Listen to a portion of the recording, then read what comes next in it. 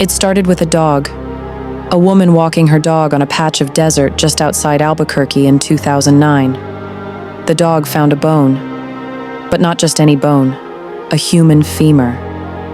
By the time investigators were done digging, they had uncovered 11 bodies, all female. All disappeared between 2001 and 2005. All buried in shallow graves, under construction rubble, discarded like trash. To this day, the killer has no name, no face, no conviction. But there's a deeper, darker question. Did the system ignore them until someone noticed they were gone? This isn't just a case about missing women. It's a case about who gets protected and who doesn't. Welcome to Hidden Triggers.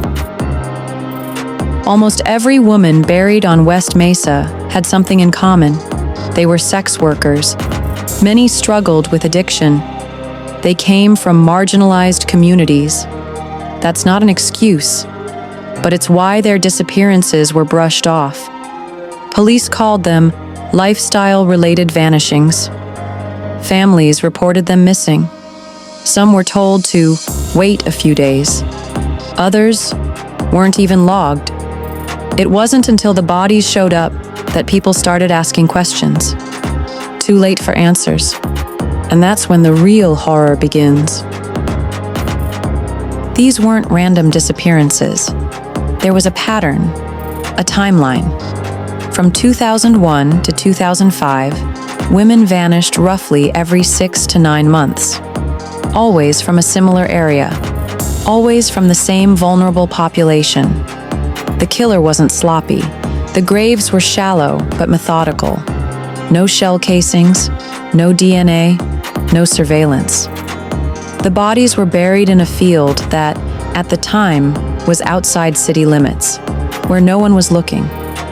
And if that field hadn't been cleared for construction years later, they might still be there. This was someone who understood routine, someone with patience, someone who knew how to operate just beneath the radar. There were suspects.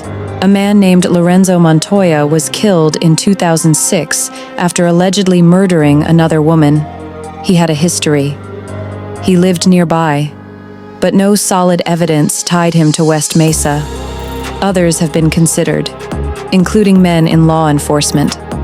Still, no one has ever been arrested. And so, the case grows colder, but not quieter.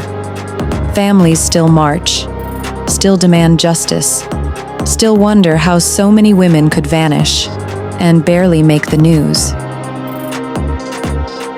This case isn't just about one killer, it's about who gets forgotten and how quickly society turns its back when victims don't fit a certain mold. If the first woman had been wealthy, would there have been a second, a third, a 10th? The truth is uncomfortable. But on Hidden Triggers, that's exactly where we go. The West Mesa bone collector hasn't been caught. But maybe it's not just one man hiding. Maybe it's a system that let him stay hidden. If this story disturbed you, it should. And if it made you think, then you're exactly who we make this for. Subscribe, because here on Hidden Triggers, we don't just ask what happened, we ask why.